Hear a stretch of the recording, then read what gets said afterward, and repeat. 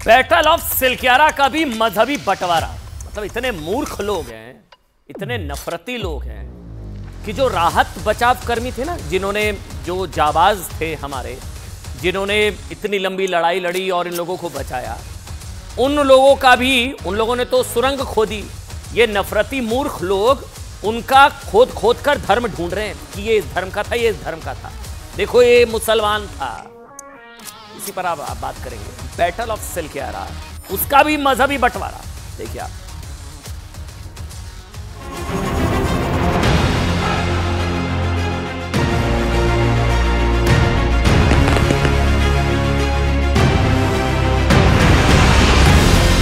आपके परिवार की तपस्या भी काम में आई है, परमात्मा के आशीर्वाद भी काम में आए हैं और 140 करोड़ देशवासियों की दुआ भी काम में आई है और कुल मिलाकर के सब इस संकट से निकल करके बाहर आए हैं।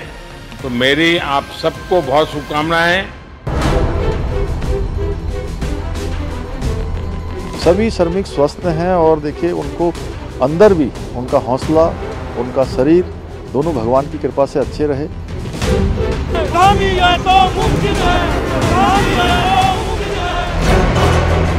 देखिए, पूरी दुनिया के अंदर हिंदुस्तान की बदनामी हुई कि हिंदुस्तान को टनल तक बनानी नहीं आती। आप जैसे हमारे देश के प्रधानमंत्री ने सर, आप जो है जब बाहर से हमारे देश के कंट्री, अदर कंट्री से आप लोग खींच के आज इंसान को बचा के ला सकते सर, तो हम तो सर अपने घर में थे।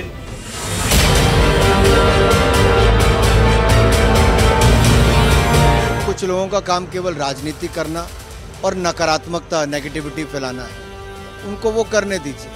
हम देश को आगे बढ़ा रहे हैं।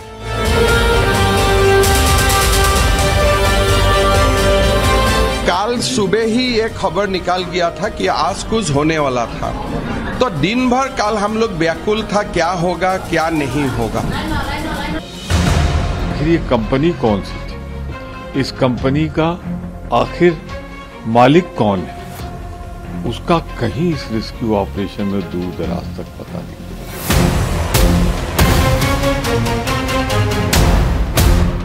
दो दिन के बाद निकला है, इतना विदेश से और कहाँ से लोग आया। अब इतना दिन के बाद इसमें मोदी का क्या है।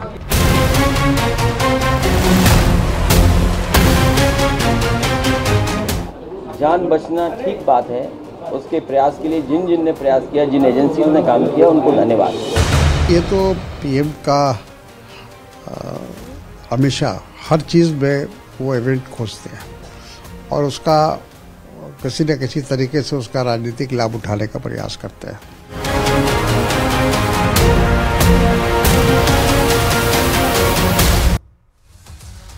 यकीन मानिए, बुरा लग रहा है बोलते हुए, हम लोग ऐसे दौर में जी रहे हैं कि कुछ लोग मनी मन परेशान होंगे कि ये सुरंग वाला ऑपरेशन इतनी जल्दी, इतना अच्छे तरीके से सब सकुशल वापस आ गए, सफल कैसे हो गया?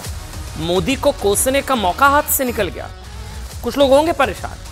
और अब क्या चल रहा है, जैसे कहते हैं ना युद्ध, मैंने एक जो शब्द हम लोग दे रहे हैं, बैटल ऑफ सिलक्यारा, ये एक युद्ध की तरह था और ये बैटल ऑफ सिलक्यारा, और लड़ा पूरा भारत हमारा।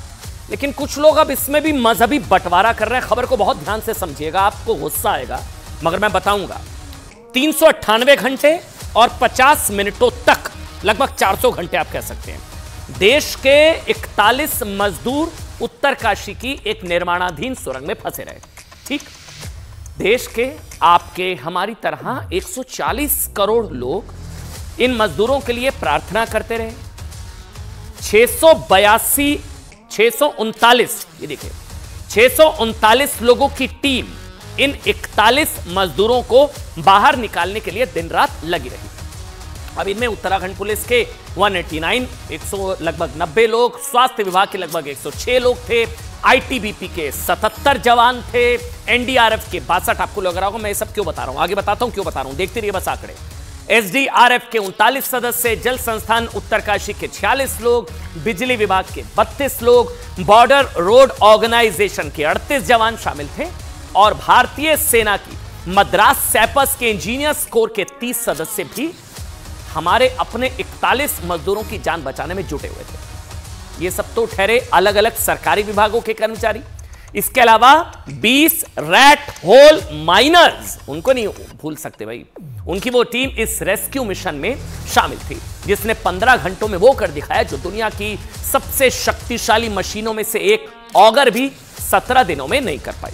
ठीक, कुल 639, ये नंबर ऊपर नीचे हो सकता है, 640-45, लेकिन 650 के आसपास एक टीम थी, भारत की ये टीम थी, टीम इंडिया, टीम भारत, 639-40। ये रैट होल माइनर्स अपने नाम के मुताबिक चूहों की तरह सुरंग में घुसे और हाथ से खुदाई करते हुए कुछ ही घंटों में मजदूरों तक ये लोग पहुंच गए। लेकिन मतलब यानी एक तरह से ये पूरे भारत का, हमारा आपका हिंदुस्तान का ना संयुक्त अभियान था, जिसमें कई सारे राज्यों के, अलग अलग धर्मों के, अलग अलग जातियों के लोग शामिल थे। लेकिन जब ये रेस्क्यू मिशन चल रहा था तब इन 639 लोगों ने सबसे पहले अपने देश को रखा, सबसे आगे अपने देश को रखा, तिरंगे को रखा, क्योंकि जो सुरंग में थे वो भी भारतवासी थे और उन्हें बचाने का जिम्मा भी भारतवासियों पर था, कोई धर्म नहीं था इनका। लेकिन आज ये जानकर आपको गुस्सा आएगा, शायद हंसी भी आएगी ऐसे लोगों पर, गुस्सा भी आएगा कि जब पूरा भारत, आप, हम, पूरा भारत एक साथ खड़ा था ना एक मुट्ठी की तरह, तब कुछ लोग थे जो इसमें भी खोद खोद कर बचने वालों का और बचाने वालों का धर्म ढूंढ रहे थे। आपको लगेगा ये इम्पॉसिबल है, हो ही नहीं सकता, क्या बात कर रहे हैं हम, बताते हैं आज आपको। जिन रैट माइनर्स ने पूरी जाबाजी के साथ 41 मजदूरों को बचाया, उनमें मुन्ना कुरैशी भी थे, नमन उनको, वो हीरो जो सबसे पहले मजदूरों तक पहुंचे। मुन्ना कुरैशी जैसे इस सुरंग में पहुंचे, मजदूरों ने उन्हें गले लगा लिया, मुन्ना कुरैशी। ठीक, मुन्ना कुरैशी के अलावा इस टीम में वकील हसन, राशिद नासिर, इरशाद, नसीम, इसके अलावा मोनू, अंकुर, जतिन, सौरभ, विपिन परसादी और विपिन राजौत समेत कुछ और रैट माइनर्स भी थे। मतलब ये ठीक आप समझिए, मतलब ये एक वैसी टीम थी जैसी होती है ना, जैसी वर्ल्ड कप के फाइनल में पहुंचने वाली भारतीय क्रिकेट टीम है, जिसमें कोहली भी थे, रोहित शर्मा भी थे, मोहम्मद शमी भी और मोहम्मद सिराज भी थे। लेकिन जब खेल में कोई टीम जीतती है ना, तो क्या कोई कहता है कि एक मुसलमान गेंदबाज मोहम्मद शमी ने रिकॉर्ड बना दिया? अच्छा, वैसे कुछ कहते हैं, कुछ लोग कहते हैं, आपको भी पता होगा, लेकिन चलिए हम मानते हैं कि ज्यादातर लोग टीम का बंटवारा नहीं करते, टीम भारत का, कि शमी ने, मुसलमान शमी ने वर्ल्ड रिकॉर्ड बना दिया, कहता है कोई? या हिंदू विराट कोहली ने पाकिस्तान के छक्के छुड़ा दिए? कोई ऐसा नहीं कहता, क्योंकि सब देश के लिए खेल रहे होते हैं, उनका कोई धर्म नहीं होता, एक ही धर्म होता है, भारतीय। जब सब देश को जिता रहे होते हैं ना, और जब बात देश की आ जाती है तो उसमें खिलाड़ियों का धर्म नहीं ढूंढा जाता। लेकिन सुरंग में घुसकर जिंदगी का वर्ल्ड कप जीतने वाली टीम के सदस्यों के बहाने इस मिशन की कामयाबी में धर्म का तड़का लगाने की कोशिश हो रही है। बैटल ऑफ सिलक्यारा का भी मजहबी बंटवारा। एक वर्ग लगातार यह कह रहा है कि देखा इस देश में मुसलमानों पर कितने जुल्म होते हैं, एजेंडा धारियों का यही काम है। मैं इनको कहता हूं ये जिन्ना वाली सोच है, ये बहुत खतरनाक तरीके के लोग होते हैं, आप भी सोशल मीडिया पर देख रहे होंगे। मतलब कि वो अब उनका एजेंडा शुरू हो गया। देखिए इस देश में मुसलमानों पर कितने जुल्म होते हैं, उन्हें पाकिस्तान भेजने की धमकी दी जाती है, उनसे उनकी नागरिकता छीनने की कोशिश होती है, मुसलमानों को भारत में डराया जाता है, पता नहीं क्या क्या, दूसरे दर्जे का नागरिक, वो भड़का रहे थे। लेकिन आखिरकार मजदूरों को मुसलमानों ने ही बचाया। अब इसमें कोई शक नहीं है कि मुन्ना कुरैशी, वकील खान और रैट होल माइनर्स की टीम में शामिल हर एक शख्स देश का हीरो है, चाहे वो हिंदू हो या मुसलमान या फिर किसी भी धर्म का हो। देश को सब पर गर्व है, लेकिन देश के गर्व पर ये लोग सांप्रदायिक ग्रहण लगाने की कोशिश कर रहे हैं। जो लोग इसमें हिंदू मुसलमान की सियासत कर रहे हैं, उनसे हम बस एक सवाल पूछना चाहते हैं, कौन सा हिंदू है जो मुन्ना कुरैशी को आज अपना हीरो नहीं मान रहा है? हम भी नमन करते हैं, सलाम करते हैं, हम भी नमन करते हैं। और कौन सा मुसलमान है जो गब्बर सिंह नेगी को अपना हीरो नहीं मान रहा है? क्यों? गब्बर सिंह नेगी की भी बात करिए भाई। गब्बर सिंह नेगी जिनके फौलादी इरादों की वजह से वो मजदूर 17 दिन तक वहां डटे रहे। कौन सा मुसलमान नहीं मानता गब्बर सिंह नेगी को हीरो? या कौन सा हिंदू नहीं मानता है कुरैशी को हीरो? कुरैशी हो या नेगी, सबने एक भारत की ताकत देखी। लेकिन कुछ मूर्ख और नफरती जिन्ना छाप लोग जान बचाने वालों का भी ना धार्मिक बंटवारा कर रहे हैं। ध्यान देने वाली बात यह है कि जब तक राहत बचाव का काम पूरा नहीं हुआ था ना, तब तक किसी राहतकर्मी का कोई धर्म नहीं था। तो फिर अचानक ऑपरेशन पूरा होते ही धर्म की एंट्री कहां से हो गई? सवाल तो है ना। कुछ लोग हैं जो बता रहे हैं, कुछ लोग टीम भारत की इस जीत को बड़ी बेशर्मी के साथ एक धर्म से जोड़ रहे हैं, ठीक, और एक विशेष धर्म से आने वाले लोगों को इसका क्रेडिट दे रहे हैं। क्रेडिट बिल्कुल मिलना चाहिए, लेकिन एजेंडा मत चलाई ना, क्योंकि ये रैट होल माइनर्स इसके हकदार हैं। हम तो सरकार से अपील करते हैं, कुरैशी हो, कोई हो, नेगी हो, ये जितने जाबाज हैं या फिर इन सभी रैट होल माइनर्स को सम्मानित किया जाए, इन्हें स्थायी नौकरियों पर रखा जाए। लेकिन जो धर्म को क्रेडिट देने में जरा भी कोताही नहीं कर रहे हैं ना, उन्हें सफलता के लिए केंद्र सरकार को मिल रहे क्रेडिट से बहुत परेशानी हो रही है। मोदी को क्रेडिट क्यों दे रहे हैं भाई? सरकार को क्रेडिट क्यों? कुछ लोग इस बात से भयभीत हैं कि बैटल ऑफ सिलक्यारा में हुई जीत का सहरा प्रधानमंत्री नरेंद्र मोदी के सिर ना बंध जाए। हम तो डंके की चोट पर कहते हैं कि मोदी को क्रेडिट मिलना चाहिए। क्यों नहीं मिलना चाहिए? बिल्कुल मिलना चाहिए। सरकार ने मतलब पूरी ताकत लगा दी मजदूरों को बाहर निकालने में, क्या बुराई है? अब कुछ लोग कहेंगे आप जो अमन जी न्यूट्रल नहीं है, क्यों? सच कहना, अगर न्यूट्रल ना होना है तो ठीक है भैया, मैं तो सच कह रहा हूं, क्यों नहीं मिलना चाहिए क्रेडिट? कांग्रेस तो यहां तक कह रही है कि प्रधानमंत्री नरेंद्र मोदी इस रेस्क्यू मिशन का इस्तेमाल अपने प्रचार के लिए कर रहे हैं। विपक्ष का तो यह भी कहना है कि प्रधानमंत्री नरेंद्र मोदी पिछले कई दिनों से चुनावी राज्यों में प्रचार में जुटे थे और तब उन्हें सुरंग में फंसे मजदूरों की याद नहीं आई, लेकिन जैसे प्रचार खत्म हो गया वो उसका श्रेय लेने के लिए बीच में आ गए। क्रेडिट तो सच ही है भाई साहब कि प्रधानमंत्री नरेंद्र मोदी खुद मुसीबत के इस पहाड़ का सामना करने के लिए ना फ्रंट फुट पर आकर खेल रहे थे। फ्रंट फुट पर पूरे मिशन मोड में थे और एक सच्चे लीडर की तरह उन्होंने इस पूरे ऑपरेशन पर नजर रखी। प्रधानमंत्री नरेंद्र मोदी, आपको पता है कि नेशनल डिजास्टर मैनेजमेंट अथॉरिटी के प्रमुख भी हैं। पता है आप लोगों को, एनडीए में नेशनल डिजास्टर मैनेजमेंट अथॉरिटी के प्रमुख भी हैं, जो इस रेस्क्यू ऑपरेशन को लीड कर रही थी प्रधानमंत्री नरेंद्र मोदी। रेस्क्यू ऑपरेशन की शुरुआत सबसे पहले 12 नवंबर को उत्तराखंड सरकार ने की थी और तब उत्तराखंड के मुख्यमंत्री पुष्कर सिंह धामी लगातार सिलक्यारी टनल जाकर लगातार रेस्क्यू ऑपरेशंस का अपडेट ले रहे थे, लगातार डटे हुए थे वहां पर वो। इस बीच प्रधानमंत्री नरेंद्र मोदी ने कई बार पुष्कर सिंह धामी से बात की और जब यह लगने लगा कि मजदूरों को टनल से निकाल पाना काफी मुश्किल है, तो फिर केंद्र की कई टीमें भी इस ऑपरेशन में एक्टिव हो गई। तो क्यों ना मिले क्रेडिट? मिलना चाहिए क्रेडिट भाई। जिसके बाद 3 तरफ से सुरंग में ड्रिलिंग का काम शुरू किया गया और मजदूरों को निकालने के सभी ऑल्टरनेटिव मेथड्स पर काम शुरू हो गया। मगर प्रधानमंत्री नरेंद्र मोदी इस ऑपरेशन से, आप जानते हैं, डायरेक्टली इन्वॉल्व हो गए थे, डायरेक्टली। और उन्होंने पीएमओ के पूर्व सलाहकार भास्कर खुलबे, पीएमओ के उप सचिव मंगेश घिल्डियाल, एनडीएमए के सचिव रणजीत सिन्हा को इस ऑपरेशन पर नजर रखने के लिए देहरादून भेज दिया। टीम मोदी ग्राउंड पर थी। जिसके बाद इन मजदूरों को निकालने के लिए बड़े पैमाने पर ऑपरेशन किया गया। विदेशों से एक्सपर्ट्स, पूरी ताकत लगा दी गई। आप समझिए, विदेशों से एक्सपर्ट्स बुलाए गए, ऑगर मशीन मंगाई गई और जब ये ड्रिलिंग के दौरान खराब हो गई तब भी मजदूरों को निकालने की कोशिशें जारी रही। इसके लिए रैट होल माइनर्स को बुलाया गया, जो छोटी छोटी सुरंगों में घुसकर इस तरह के ऑपरेशंस को अंजाम देने में एक्सपर्ट्स माने जाते हैं। इस दौरान इस बात का भी ध्यान रखा गया कि मजदूरों का हौसला ना टूटे। इसके लिए प्रधानमंत्री कार्यालय की तरफ से टीमें भेजी गई। केंद्रीय मंत्री जनरल वीके सिंह, प्रधानमंत्री के प्रमुख सचिव पीके मिश्रा ने खुद सुरंग में फंसे मजदूरों से बात की, उनका हौसला बढ़ाया।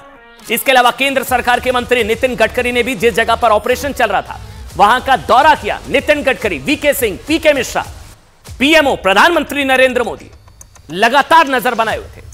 इस तरह प्रधानमंत्री नरेंद्र मोदी पल पल इस पूरे ऑपरेशन की जानकारी लेते रहे।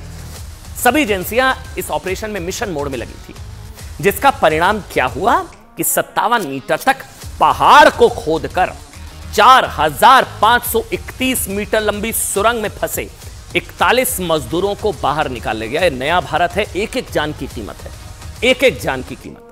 और इससे पता चलता है कि अगर इच्छा शक्ति हो ना तो कैसे बड़े से बड़े संकट का, पहाड़ या संकट का सामना किया जा सकता है। केंद्रीय सूचना प्रसारण मंत्री अनुराग ठाकुर ने बताया कि जिस समय यह रेस्क्यू ऑपरेशन अपने अंतिम चरण में था और मजदूर सुरंग से निकलने जा रहे थे ना, आप जानते हैं प्रधानमंत्री इसका लाइव टेलीकास्ट देख रहे थे। जी हां, प्रधानमंत्री इतने चिंतित थे, वो इसका लाइव टेलीकास्ट देख रहे थे और इस दौरान अनुराग ठाकुर ने बताया कि प्रधानमंत्री भावुक भी हो गए थे।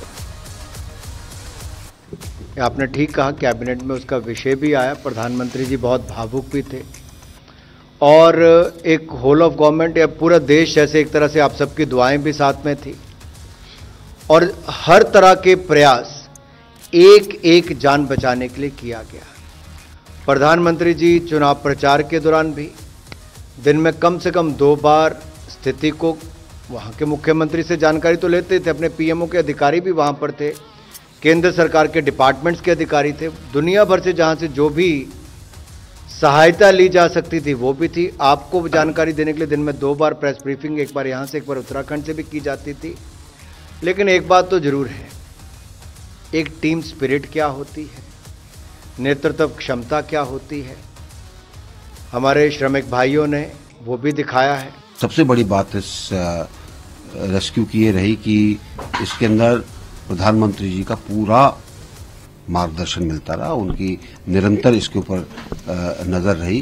तो ये सब चीजें जो हैं, इसको जितने लोग वहां पे काम कर रहे थे, जितनी संस्थाएं काम कर रही थी, जितने एजेंसीज काम कर रही थी, उन सबका उत्साहवर्धन भी हो रहा था और हमें समन्वय करने के अंदर मदद मिल रही। अच्छा, जिन लोगों को लगता है ना कि मतलब मोदी को क्रेडिट नहीं मिलना चाहिए, गलत है, मोदी को क्रेडिट नहीं। अच्छा, एक पल को कल्पना कीजिए, भगवान ना करे ऐसा होता, अगर ये rescue operation by chance fail हो जाता, अगर हो जाता तो क्या होता? शायद आज सभी विरोधी इसका ठीकरा प्रधानमंत्री नरेंद्र मोदी के सर फोड़ रहे होते कि देखो मोदी की वजह से हो गया, ये नाकामी है, ये है, वो है, ना जाने क्या क्या उनके बारे में, मतलब ना जाने क्या क्या बातें कही जाती। विपक्षी पार्टी इस ऑपरेशन की नाकामी को सीधे प्रधानमंत्री नरेंद्र मोदी से जोड़ने की कोशिश करती, कोई उन्हें पापी कहता, कोई उन्हें कुछ और कहता। पिछले कुछ दिनों से हुआ था ना, मतलब अहमदाबाद में क्रिकेट मैच के फाइनल में भारत की हार के बाद शायद हुआ था, आपको याद होगा। शायद एक बार फिर से वैसा ही सीन क्रिएट करने की कोशिश की जाती, देखो मोदी मोदी जिम्मेदार है, मोदी जिम्मेदार है। और जब निकाल दिया सारे मजदूरों को तो फिर क्रेडिट फिर मोदी को क्यों नहीं? लेकिन जब आज ये ऑपरेशन सफल हो गया, जिसकी प्रधानमंत्री नरेंद्र मोदी ने निजी तौर पर मॉनिटरिंग की, तो वही लोग ये सवाल उठा रहे हैं कि प्रधानमंत्री नरेंद्र मोदी को इसका क्रेडिट क्यों मिलना चाहिए। देखिए, खैर मोदी विरोधी आज कुछ भी कहें, लेकिन देश की जनता को प्रधानमंत्री नरेंद्र मोदी पर कितना भरोसा, ये देखने के लिए आपको सिलक्यारा टनल में फंसे इस मजदूर की बात जरूर सुननी चाहिए, जिसमें उन्होंने बताया कि उन्हें पूरा भरोसा था कि उन्हें टनल से सुरक्षित निकाल लिया जाएगा। एक एक शब्द को ध्यान से सुनिएगा, प्रधानमंत्री से बात की उन्होंने। हमारा मतलब आप जैसे हमारे देश के प्रधानमंत्री ने सर, आप जो है जब बाहर से हमारे देश के कंट्री, अदर कंट्री से आप लोग खींच के इंसान को बचा के ला सकते सर, तो हम तो सर अपने घर में थे, इसलिए हमें कोई दिक्कत नहीं सर। यहाँ पे हमारे भगवान मतलब भोगनाथ बाबा जी है सर, उनके ऊपर भी सर हमें बहुत विश्वास था और उनकी कृपा भी हमारे पास और हमारे सारे दोस्तों के ऊपर बनी रही सर। और ये दोस्तों का भी बहुत बहुत मैं शुक्रिया अदा करना चाहता हूँ सर, जिन्होंने कि इस मुश्किल की घड़ी में सर एकदम आराम से रहे और हमारी हर बात सुनी है। देखिए, झुकता है पहाड़, झुकाने वाला चाहिए। पहली बार नहीं है ये जब प्रधानमंत्री नरेंद्र मोदी की अगुवाई में देश ने किसी बड़े मिशन में जीत हासिल की हो। इससे पहले भी जब जब देश पर कोई संकट आया, जब जब प्रधानमंत्री नरेंद्र मोदी एक संकट मोचक बनकर सामने आए। याद कीजिए ना, 2 जून 2023 को जब ओडिशा के बालासोर में ट्रेन हादसा हुआ था, उस समय भी प्रधानमंत्री नरेंद्र मोदी ने इसी तरह की संवेदनशीलता दिखाई थी और कुछ घंटों के भीतर ही प्रधानमंत्री नरेंद्र मोदी और रेल मंत्री घटनास्थल पर जायजा लेने के लिए पहुंच गए थे। इस बात का पूरा ध्यान रखा गया कि घायलों को जल्द से जल्द राहत पहुंचाई जाए। याद है तस्वीरें? ये छोड़िए ना, इसी साल अप्रैल के महीने में जब सूडान में गृह युद्ध के हालात पैदा हो गए थे, तो वहां फंसे भारतीयों को बचाने के लिए मोदी सरकार ने ऑपरेशन कावेरी चलाया, याद आया? और भारतीय वायुसेना के 17 फ्लाइट्स की मदद से 3862 से ज्यादा भारतीयों को वहां से बाहर निकाला। मतलब अगर आप भारतीय है ना, तो गारंटी है आपके बचने की। मोदी बैठा है, लोग ये भी लोग कह रहे हैं। रूस यूक्रेन युद्ध के दौरान भारतीयों को यूक्रेन से निकालने के लिए मोदी सरकार ने ऑपरेशन गंगा चलाया, जिसमें 22,500 लोगों को भारत वापस लाया गया। और जब देश में कोरोना जैसी आपदा आई, उस समय प्रधानमंत्री नरेंद्र मोदी ने कई बड़े फैसले लिए, जिसकी वजह से इस महामारी से दूसरे देशों की तुलना में भारत को कम नुकसान हुआ। सोचिए ना, अमेरिका जैसे देश में, जिसे दुनिया की सबसे बड़ी महाशक्ति माना जाता है, वहां कोविड से 11.5 लाख से ज्यादा लोगों की मौत हुई, जबकि वहां की जनसंख्या करीब 33.5 करोड़ है। भारत में सिर्फ 5,33,298 मौतें हुई, जबकि भारत की जनसंख्या 140 करोड़ है। 140 करोड़। यही बात प्रधानमंत्री नरेंद्र मोदी को दूसरे नेताओं से अलग करती है। अच्छा, फिर भी आप सोचिए, कल कांग्रेस के ऑफिशियल ट्विटर हैंडल से ये तस्वीर रेस्क्यू ऑपरेशन के बहाने मोदी का मजाक उड़ाते हुए पोस्ट किया गई।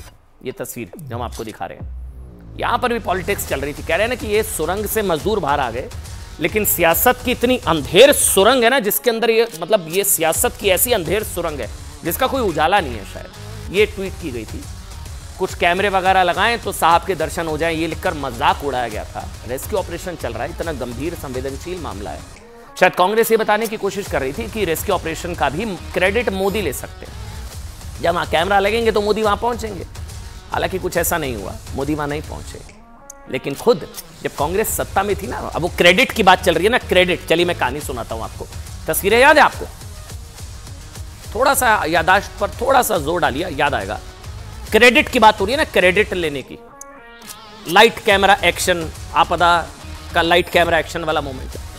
जब खुद कांग्रेस सत्ता में थी ना, तो रेस्क्यू ऑपरेशन पर लाइट कैमरा एक्शन वाली पॉलिटिक्स वो कर चुकी है। 2013 के उत्तराखंड की त्रासदी की, जब उत्तराखंड पीड़ितों के लिए दिल्ली के कांग्रेस हेडक्वार्टर से राहत सामग्री के लिए 24 ट्रकों को रवाना किया गया, जिसको बाकायदा इस तरह से रवाना किया गया था। ये देखिए आप, राहुल गांधी और सोनिया गांधी ने ऐसे रवाना किया था। इस त्रासदी वाली लाइट कैमरा एक्शन वाली तस्वीर में राहुल गांधी, सोनिया गांधी के अलावा पी चिदम्बरम, ऑस्कर फर्नांडिस, अहमद पटेल, शीला दीक्षित सब वहां पर मौजूद थे। तो ये क्या था? ये क्रेडिट नहीं, फोटो ऑप नहीं था। राहत का काम चल रहा है और आपदा के लिए राहत सामग्री पहुंचाई जा रही है। वहां तो उस वक्त भी खबरें आई थी कि राहुल जी के विदेश से आने का इंतजार किया गया था कि वो राहुल जी आ जाए फिर ट्रक रवाना हो गए। ये भी उस वक्त खबरें आई थी कि राहुल जी विदेश में थे, वो आएंगे फिर ट्रक रवाना होंगे। ये भी चला था उस वक्त। उत्तराखंड में प्राकृतिक आपदा के बाद पहली बार राहुल गांधी नजर आए थे ट्रकों को हरी झंडी दिखाते हुए, क्योंकि वो विदेश में थे, इसलिए कहा जा रहा था कि वो पहली बार नजर आए जब उत्तराखंड में त्रासदी आई और सीधा वो ऐसे जो है ट्रकों को रवाना कर रहे थे। तो ये कहा गया कि शायद संभवतः उनका इंतजार किया जा रहा था। लेकिन हद तो तब हो गई जब जिन ट्रकों को पूरे तामझाम के साथ दिल्ली से सोनिया गांधी ने रवाना किया था ना, पेट्रोल खत्म हो गया रास्ते में। जी, पेट्रोल की कमी से वो ट्रक रास्ते में फंस गए थे। उस वक्त की रिपोर्ट्स के मुताबिक तब राहत सामग्री को बेचना पड़ा था, क्योंकि ट्रक ड्राइवर्स को पूरे सफर के लिए पर्याप्त पैसा नहीं दिया गया था और स्थानीय कांग्रेस दफ्तर से भी मदद मांगने पर उन्हें संभवतः मदद नहीं मिली थी। रिपोर्ट्स के मुताबिक तब हर ड्राइवर को 2000 रुपए पूरे सफर के लिए दिए गए थे, ऐसी रिपोर्ट्स थी, जो देहरादून पहुंचने पर ही खत्म हो चुके थे। यह कहानी याद दिलाने की वजह सिर्फ इतनी है कि जो कांग्रेस आज बीजेपी या मोदी पर राहत बचाव की मार्केटिंग के आरोप लगा रही है ना, उसने खुद क्या किया था। अब आप सोचिए, राहत बचाव के लाइट कैमरा एक्शन वाली सरकार के किसी मंत्री या मोदी की ऐसी तस्वीर दिखी आपको इस दौरान दिखी? उत्तराखंड टनल सुरंग वाले मामले में दिखी? मीडिया को दूर कर दिया गया था, बहुत दूर, वहां से कैमरों से दूर। केंद्र से लेकर राज्य सरकार तक सबने मजदूरों के लिए पूरी ताकत लगा दी। अलग अलग एजेंसियों ने मिलकर इस सबसे बड़े ऑपरेशन को अंजाम दिया। लेकिन कहीं पर आपको इस तरह का फोटो ऑप आपको नजर आया? आप बताइए। एक और आपको किस्सा सुनाता हूं। 39 साल पहले 2 दिसंबर 1984 को आधी रात को भोपाल में यूनियन कार्बाइड नाम की एक कंपनी के प्लांट से जहरीली गैस लीक हुई। सबको पता है भोपाल गैस त्रासदी। भोपाल के करीब 5.5 लाख लोग इस जहरीली गैस का शिकार बने। ठीक, करीब 4000 लोगों की मौत तुरंत हो गई। 20,000 लोग आने वाले दिनों में इसके दुष्प्रभावों से मारे गए। आज भी भोपाल की एक बड़ी आबादी गैस त्रासदी के जख्मों से उभर नहीं पाई है। लेकिन क्या आप जानते हैं, जब मध्य प्रदेश के मुख्यमंत्री उस वक्त अर्जुन सिंह क्या कर रहे थे, जब उनके प्रदेश में ये गैस त्रासदी हुई थी, उन्होंने इस त्रासदी के कुछ घंटों के बाद यानी कि 3 दिसंबर की सुबह ही एक फ्लाइट पकड़ी और अपने राज्य से दूर इलाहाबाद पहुंच गए। 550 किलोमीटर अपने स्टेट को छोड़ दिया। 3 दिसंबर सुबह 3 दिसंबर इलाहाबाद पहुंच गए अर्जुन सिंह। उन्होंने अपने मेमोयर में लिखा था कि वो अपने बचपन के स्कूल सेंट मेरी कॉन्वेंट के चैपल यानी कि चर्च में नैतिक साहस के लिए प्रार्थना करने गए थे। ये बात उनके निधन के बाद उनके मेमोयर के आधार पर छपी एक आत्मकथा sand in the hourglass of time an autobiography में लिखी हुई है। जब अर्जुन सिंह अपने ही राज्य के लोगों को मरता हुआ छोड़कर, अपने स्टेट को छोड़कर इलाहाबाद चले गए 3 तारीख, 2-3 की दरमियानी रात गैस लीक, वो कुछ घंटों में चले गए अपना राज्य छोड़कर सीएम। तब आक्रोशित लोगों ने उनके खिलाफ नारेबाजी शुरू कर दी थी। जो नारा लगाया जा रहा था ना, वो ये था कि गैस निकली आधी रात, अर्जुन भागे रातों रात। इतना ही नहीं, इस हादसे के बाद जब यूनियन कार्बाइड के तत्कालीन चीफ वॉरेन एंडरसन भोपाल आया तो उसे गिरफ्तार करने की बजाय मध्य प्रदेश सरकार के विमान में बिठाकर दिल्ली पहुंचाया गया और फिर उसे बेल मिल गई और वो अमेरिका भाग गया। उसे भारत लाने की कई कोशिशें हुई, फर्क साफ है। तब मुख्यमंत्री अर्जुन सिंह अपना राज्य छोड़कर भाग गए। आज पुष्कर सिंह धामी 17 दिन लगातार वहीं डटे रहे, राज्य में डटे रहे। रिपोर्ट देखिए आप।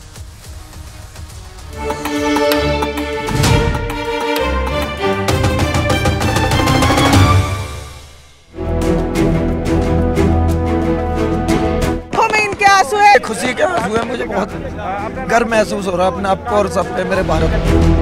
आपको बहुत शुभकामनाएं हैं और आपके परिवार को भी मेरी तरफ से बहुत बहुत बधाई देना और आप लोग स्वस्थ रहें। मोदी धामी जिंदाबाद। हमारे लिए, सबके लिए बहुत खुशी की बात है। उत्तरकाशी सुरंग हादसे में फंसे 41 मजदूरों में एक शख्स ऐसा भी है जो किसी हीरो से कम नहीं है, जिसने सुरंग के अंदर रहते हुए भी अपने साथियों का हौसला टूटने नहीं दिया। सामने मुश्किलों का मलबा था, रास्ते बंद थे, बाहर निकलने की आस हर बीतते दिन के साथ कम हो रही थी, लेकिन गब्बर सिंह अपने फौलादी जज्बे के साथ डटे रहे।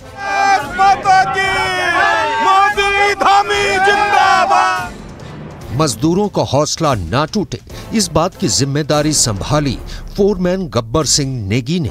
41 मजदूरों में गब्बर एक थे, लेकिन उन्होंने एक हीरो की तरह मोर्चा संभाला और इसके लिए पीएम मोदी भी उनके फैन हो गए। और जो टीम स्पिरिट दिखाया, मुझे तो लगता है शायद कभी किसी यूनिवर्सिटी को एक केस स्टडी तैयार करना पड़ेगा कि गब्बर सिंह नेगी गांव का व्यक्ति, उसमें वो कौन सी लीडरशिप क्वालिटी है कि इससे संकट के समय में भी अपनी पूरी टीम को संभाला। और आप तो लोकल होने के कारण आप बहुत आसानी से चीज़ें समझा भी पा रहे थे, तो मैं आपकी तरफ से सुनना चाहूँगा गब्बर। बहुत बहुत धन्यवाद सर, थैंक यू सर आप लोगों का। सर ये सब आप लोगों का आशीर्वाद था सर, आप लोगों ने हमारा हौसला बढ़ाया सर। इसलिए सर हमारा मतलब आप जैसे हमारे देश के प्रधानमंत्री थे सर, आप जो है जब बाहर से हमारे देश के अदर कंट्री से आप लोग खींच के इंसान को बचा के ला सकते सर, तो हम तो सर अपने घर में थे, इसलिए हमें कोई दिक्कत नहीं सर। यहाँ पे हमारे भगवान मतलब भोगनाथ बाबा जी है सर, उनके ऊपर भी सर हमें बहुत विश्वास था और उनकी कृपा भी हमारे पास और हमारे सारे दोस्तों के ऊपर बनी रही सर। और ये दोस्तों का भी बहुत बहुत मैं शुक्रिया अदा करना चाहता हूँ सर, जिन्होंने कि इस मुश्किल की घड़ी में सर एकदम आराम से रहे और हमारी हर बात सुनी है, जैसे हमने कहा उन्होंने सुना सर और हमारे बताए हुए रास्ते पे चले सर और उन्होंने हौसला नहीं छोड़ा, हमारे साथ में रहे सर और बराबर हमारा बहुत हौसला बढ़ा के रखा सर। बहुत बहुत धन्यवाद सर, मैं ज्यादा क्या कहूँ सर। जय हिंद, जय भारत। गब्बर सिंह नेगी पिछले 25 साल से सुरंग निर्माण कंपनियों से जुड़े हैं। उन्हें सुरंग निर्माण के दौरान होने वाली घटनाओं का भी अनुभव है। टनल के अंदर मुश्किल वक्त में गब्बर सिंह को जो भी इंस्ट्रक्शन मिले उसका पूरा पालन किया और श्रमिकों का हौसला बनाए रखा।